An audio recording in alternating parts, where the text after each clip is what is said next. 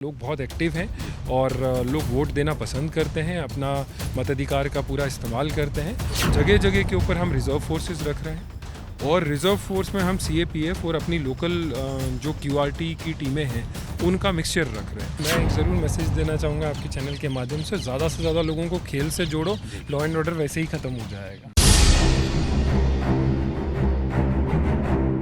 दौसा में चुनावी कवरेज के वक्त सुबह सुबह हम निकले हैं और लोगों से बातचीत हो रही है। इस बीच राजेश पायलट राजकीय स्टेडियम दौसा में हम आए। यहाँ पर क्रिकेट का एक मैच चल रहा है और जब यहाँ आसपास लोगों से हमने थोड़ी बातचीत की तो एक हमारे साथ यहाँ पर जो हैं दौसा ज़िले के डिस्ट्रिक्ट मजिस्ट्रेट साहब मौजूद हैं। उनसे हमारी मुलाकात हो गई। हम भी थोड़ा हैरान रह गए क्योंकि प्रशासनिक जिम्मेदारियां हैं और सुबह सुबह अपनी कसरत का ख्याल बड़ा रखते हैं कमर चौधरी साहब। सर बहुत बहुत स्वागत TV9 राजस्थान पर। सर सबसे पहले तो देखिए मैंने आपको यहाँ पर देखा और इस वक्त आप मैच भी देख रहे हैं और कसरत वगैरह करने के लिए आप लोग आते हैं यहाँ पर, तो ये क्या रूटीन है, क्या थोड़ा इसके बारे में बताइएगा।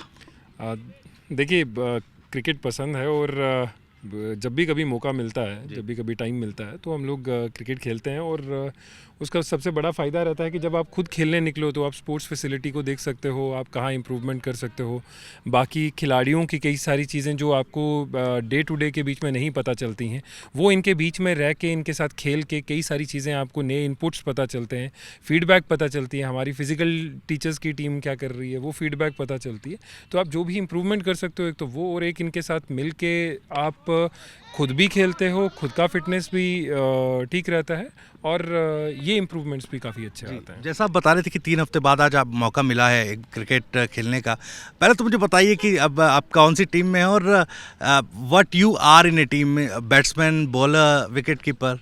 देखिए मैं अभी जो टीम का बैटिंग टीम है मॉर्निंग क्लब के नाम से यहाँ पे खेलते हैं और अभी जो बैटिंग टीम है मैं उसमें खेल रहा हूँ, मैं बैटिंग कर चुका हूँ और अभी हम लोग बॉलिंग करेंगे, फील्डिंग करेंगे। क्या स्कोर रहा? हालांकि स्कोर पर जज नहीं करेंगे लेकिन आई थिंक मैंने चेक नहीं किया बट 15 या 20 के आसपास रहना चाहिए और अच्छी बॉल आ रही है। लड़कों ने पिच के लिए काफ़ी मेहनत करी है। ये एक दिन पहले आके खुद जितने भी मॉर्निंग क्लब के बॉयज़ हैं ये आके पिच को बनाते हैं। दौसा में कोई प्रोफेशनल स्पोर्ट्स फैसिलिटी है नहीं है, तो ये गवर्नमेंट की फैसिलिटी है जिसको ये लोग खुद मिलके पूरा एक अच्छा सा तैयार करने का प्रयास करते हैं। तो यहाँ पे कभी कभी खेलने का मिलता है, अच्छा है। एंड इस बार जैसे इलेक्शन के चलते तीसरे हफ्ते शायद आए हैं, बाकी प्रयास रहता है कि हर सैटरडे संडे अगर मॉर्निंग टाइम मिल जाए तो, क्योंकि अर्ली मॉर्निंग आपको अगर खेलना है तो आपको 9 बजे से पहले खेलना है और अगर वो पॉसिबल हो पाता है तो फिर आ जाता है। बिल्कुल 9 बजे से पहले तमाम जो अपनी स्पोर्ट्स एक्टिविटीज़ हैं,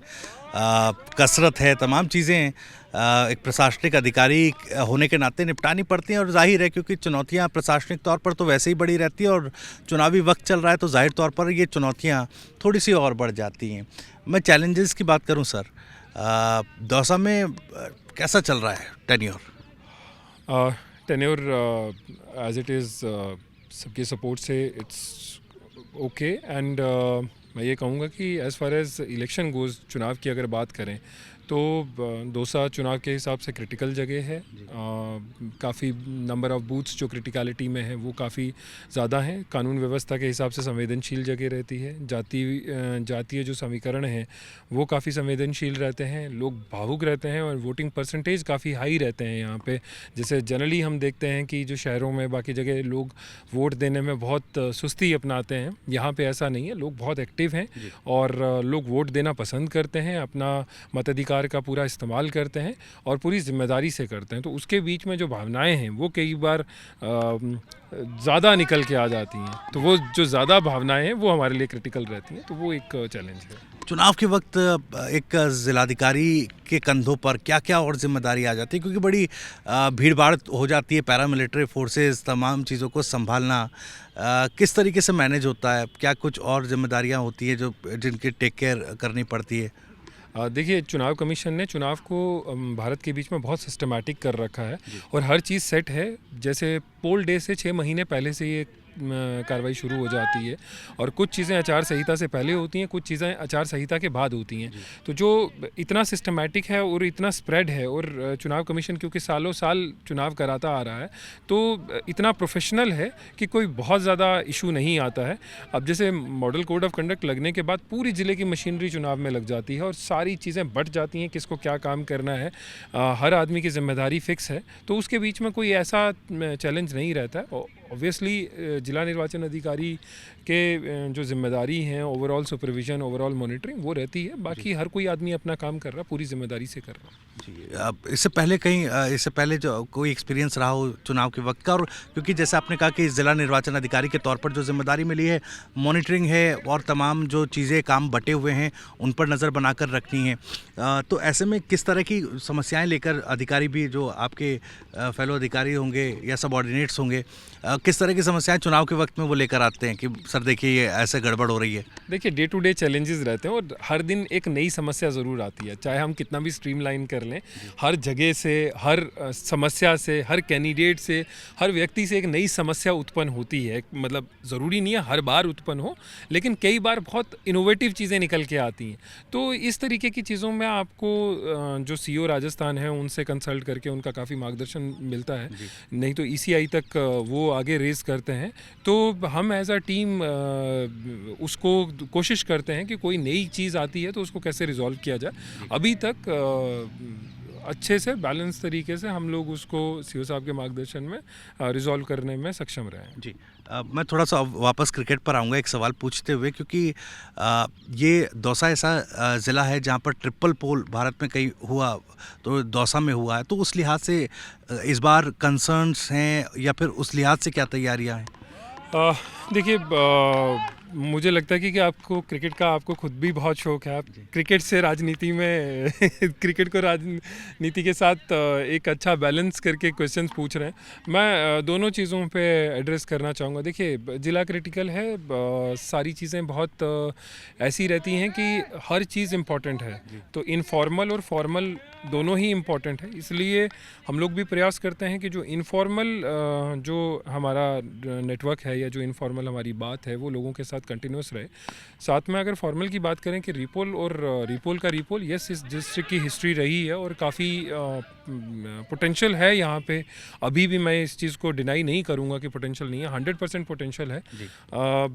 जो कहाँ कहाँ क्या क्या समीकरण है, कैंडिडेट्स का क्या समीकरण है, जातीय समीकरण क्या है, पूर्व से पाबंदियां क्या करानी हैं, कौन लोग नोटोरियस हैं, कौन लोग हैं जिनके ऊपर हमें शक है जो पोटेंशियल आगे कर सकते हैं, कौन लोग हैं जो कैंडिडेट की वजह से कहीं पे कोई प्रॉब्लम कर सकते हैं, कहीं गांव का कोई पुराना हिस्ट्री है, उन लोगों को जो पाबंदी की कार्रवाइयाँ करनी है या उनके खिलाफ अगर कोई कानूनी कार्रवाई करनी है तो वो हम कंटिन्यूस कर रहे हैं, आगे भी नज़र बनाए हुए हैं।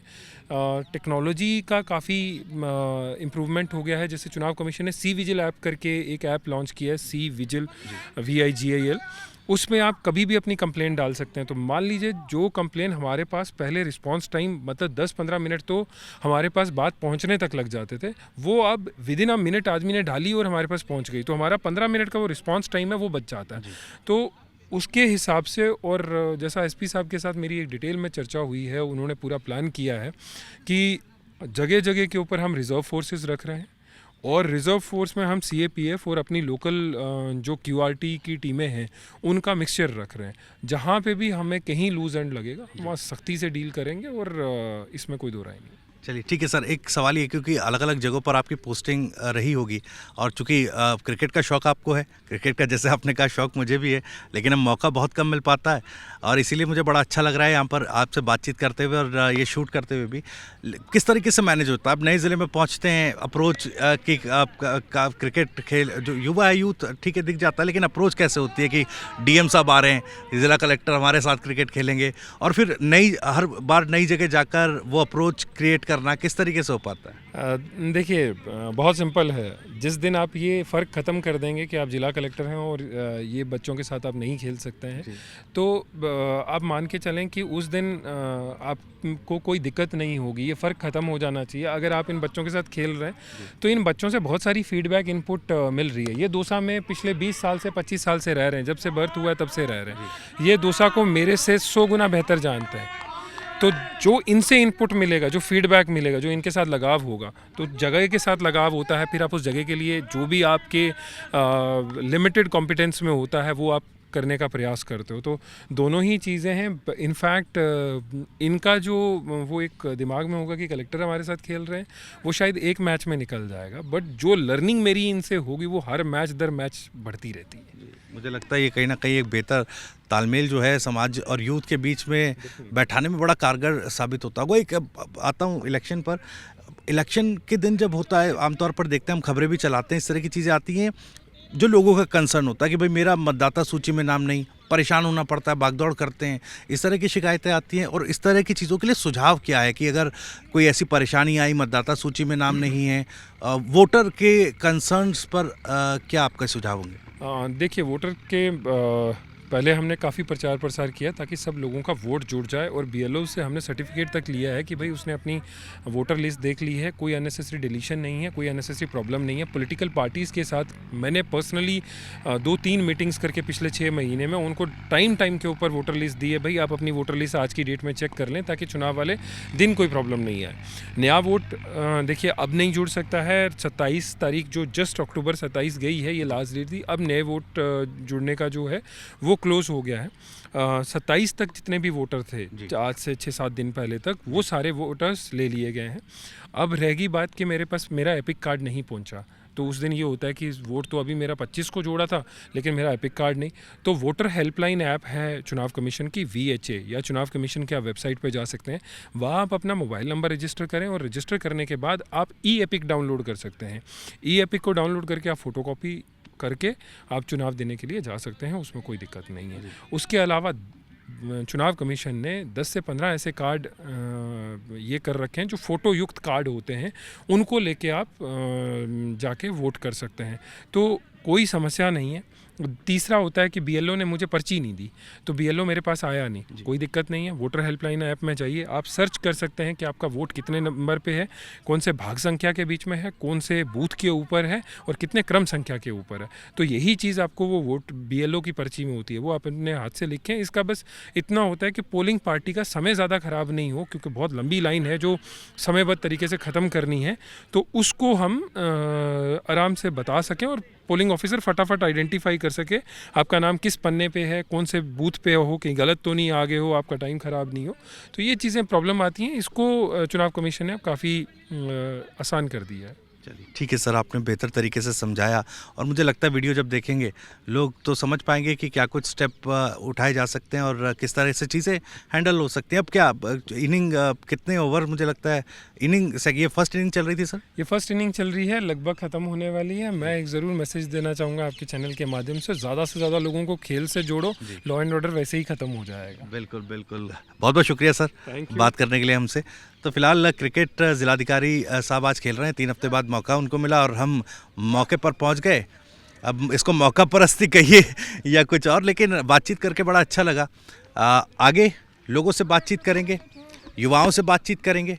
कौन जीत रहा है दौसा में, यहाँ की इस ज़िले की 5 विधानसभा सीटों पर क्लीन स्वीप पिछली बार हुआ, इस बार का मिजाज क्या है, इसको जानने की कोशिश करेंगे। अपने कैमरामैन साथी राहुल देव भारती के साथ TV9 राजस्थान के लिए मैं भविष्य त्यागी।